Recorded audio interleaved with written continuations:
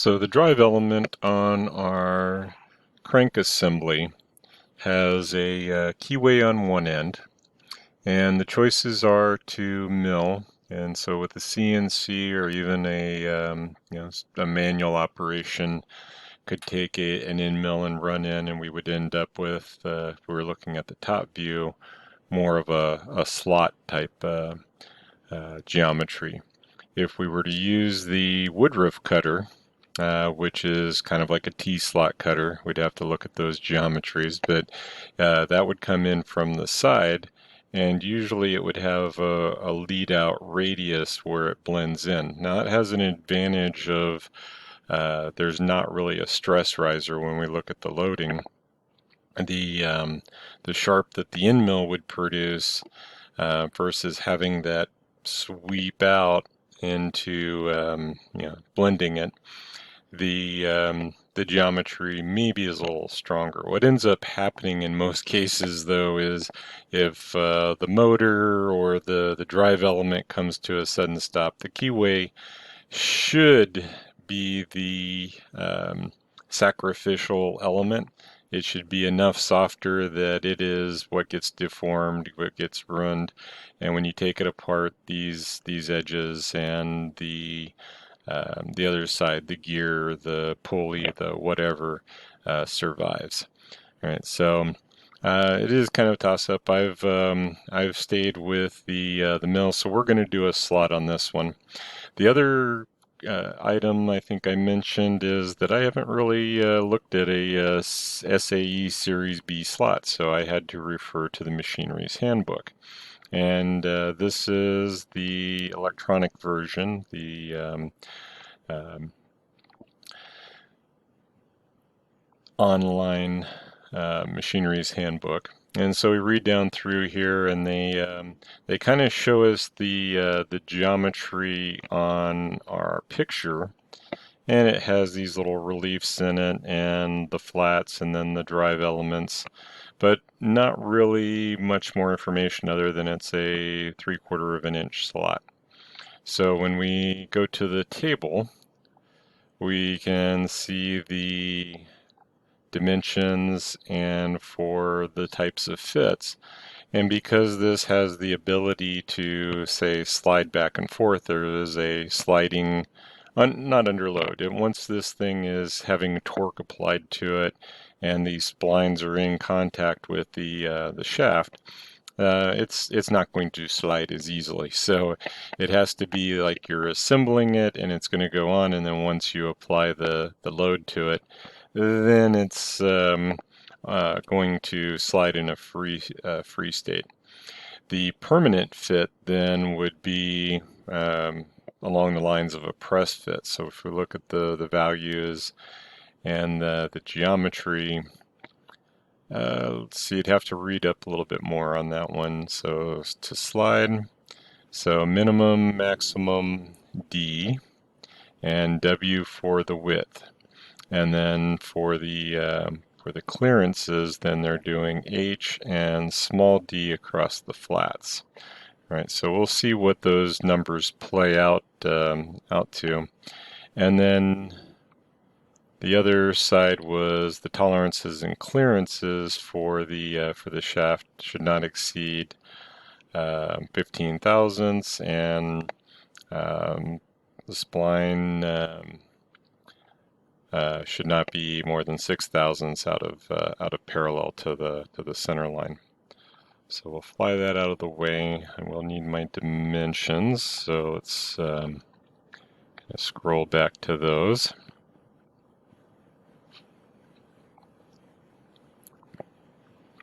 All right, so we'll start with the shaft dimensions. We're 5 inches overall. Chamfers on the ends, doesn't look like there's a call out, so on a 3/4 inch shaft, probably 60 to 80 thousandths, enough that it will help with the engagement. So if I were to go to the right plane, I really don't need to do a revolve for this, so we'll draw the circle, 0.75. And I do want this, don't necessarily need it to, but I want to put it on the midplane. And we're going to be 5 inches overall. All right, so for the top, and we can go about this a couple ways, but probably the safest is to sketch the geometry that we want to end up with. So let's go back and look at our call out.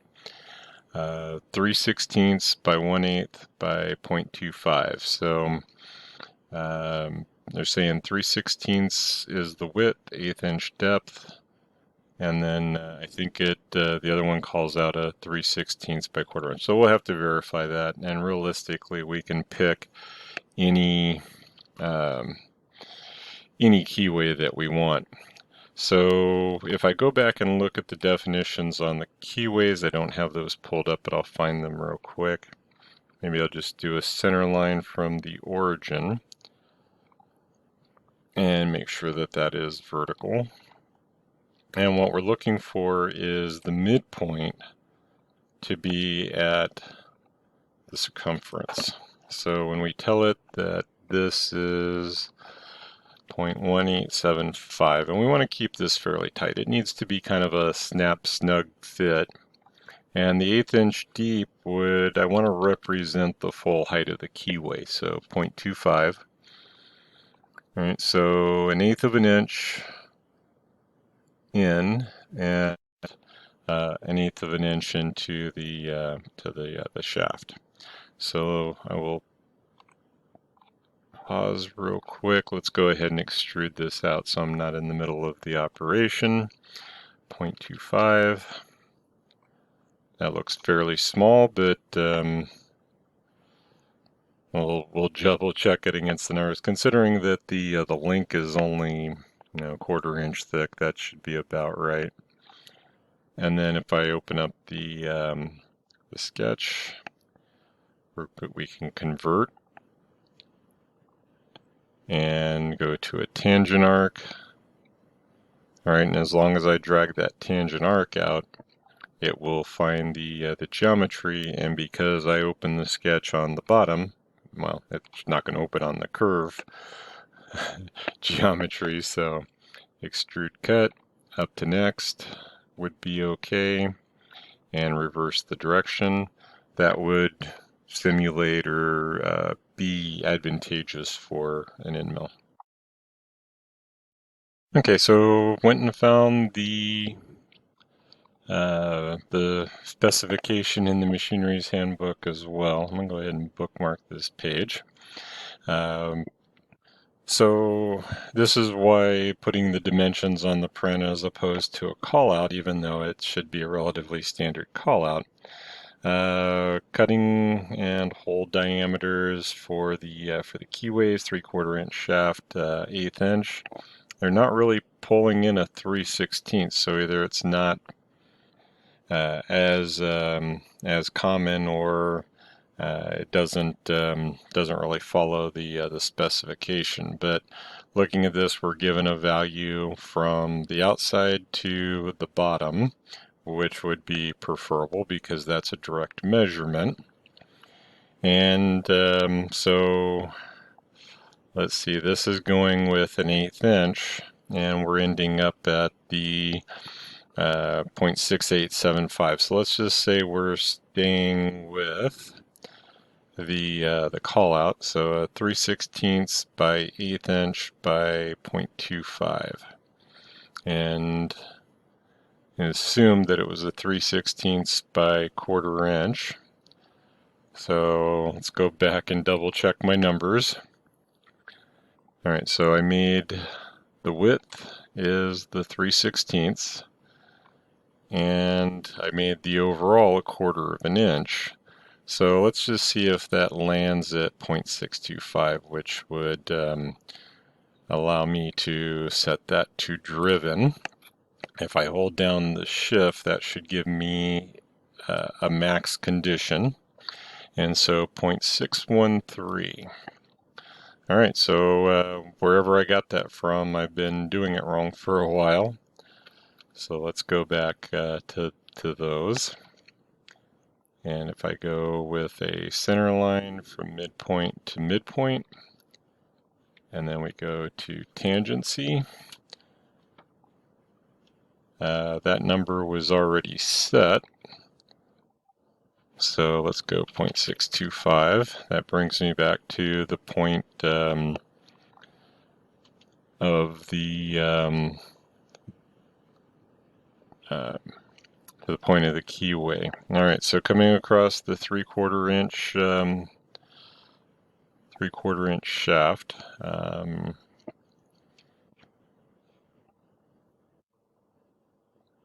Get back over here to my numbers, and then a max of 137 to 130 on the width. That is driven by the broach. So the way that the broach works, and I'm going to have to go find. Okay. So a broach is this little stair step, and they can be ground and made in various shapes. So even when we look at the spline, there would probably be a spline broach that had the 4 sides, and we would drill the pilot hole, and then because these teeth get progressively larger as you push the broach through, and the bushing or the pilot gets it started, as you are forcing that through the material, it removes a little bit more, and you end up with whatever you need on the depth for the hole side. On the reason for the shims is that if you need a little more clearance, you make the first cut and then put a shim between the back of the bushing and the back of the broach, and you take a little bit more, and you take a little bit more until you get the desired size for this relief. So when we're looking at this, we ended up with doing a little bit of math to use that particular keyway and stay with their design. I would probably end up going to the drawer and seeing what we have in stock and finding something that is a standard off the shelf if I was designing this. So the 137 to 130 is going to be driven by that broach. The other thing that we could do is a little more expensive, but would be a more of a custom type setup, is the electrode discharge, the EDM. We would drill the pilot hole, and then it would come in and use the wire and a little spark to degrade that material and remove that piece. So, all right, let's go double check our geometries then. So I think we're pretty good. That ends up being a length of 113. Let's go for the broach, since or the spline, since that's we're getting to. All right, had to figure out how to get back to my bookmark. Let's go up on the zoom, and we'll start looking at these numbers again. So on the OD, we're going to end up with the 749 to 750 on the shaft. The diameters then. That's the D. We need an H width and the small d. So we're going to be looking at. I think this is probably going to be on the slide portion of it, so we'll have a little more clearance. Let me fly that out of the way. We'll open up a sketch, and I'm going to do this at the contours regions. So our small d is 561 to 562, so 9/16. And I would rather be at a maximum material condition. I'm not really going to cut this, like I said, we'll probably end up with a broach. And if I didn't have one of these, I would be looking at making this a square drive with a chamfer. So when we do the design for manufacture on this, we're going to review this information and see what we can come up with. Quick look at the picture. I don't know that there is an index from the spline back over to this. I doubt very seriously. We could put that geometry wherever we really needed it. And that picked up a tangency, which I did not want, so Control Z. And I was a little close, so we'll go that way. And let's go ahead and put some center lines in. So we're making this way too complicated for this assignment. I can see that right now. That this geometry is probably not the way to go. But let's go ahead and finish it out, and I will make the comment if we need to do this. So the W goes to, let's go to the maximum material condition would be the 179. Or let's see, we're on the shaft side, so the 181. I'm going to think through the process here. So let's mirror this over.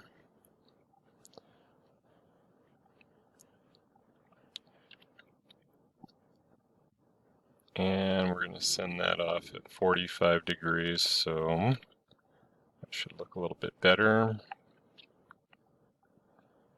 And coincident. All right, so realistically, what we're ending up here with the reliefs is this is going to be fairly tight. So we may just call that the good enough, even though technically we need those reliefs. So a circular sketch pattern, we want 4 of those. That should all be good. Don't need 2 dimension. So let's see if we can figure out a way to take a couple of those and make them coincident. All right, so the material we want to remove is going to be that depth. We're really not given a length, so if that's 3/4 of an inch, that's probably an inch. The having it taper off like that, I don't know if that's going to be a form tool. There's probably a couple ways that that would have to be cut. So given the manufacturing limitations, we're going to go right into the to a square drive and figure out, well, this is part of the mechanical design. If I have the mating part, if I know what that is going into that geometry for this drive, then I would make this match. All right, so let's go ahead and cut it, and we will figure out the particulars, because my OCD wants to make this one and done. All right, so up to next, no, blind, let's call it an inch. And it's going to end up with something that looks like that, but depending on how we make the cut and how the broach makes the cut, what I'm looking at in the geometry, or what is catching my eye in the geometry, are these radiuses look like they blend a little closer, or overrun it so that you don't have the sharp. So that would be something that we would have to match and resolve somewhere in there, but I've already made this complicated enough. So we're going to go to a fillet, 60 thousandths and 60 thousandths. And I got the edge. All right, it looked like it got the face there for a second. So we'll make sure that all of those get picked. And well, that turned into a little bit more of a challenge than I thought it would, but let's go ahead and save it. And this will be the shaft. All right, so a lot of a lot more on the mechanical design and engineering going into this than probably needed to be. I mean, again, if we had the mating part that this slides into, it would have made everything a lot easier.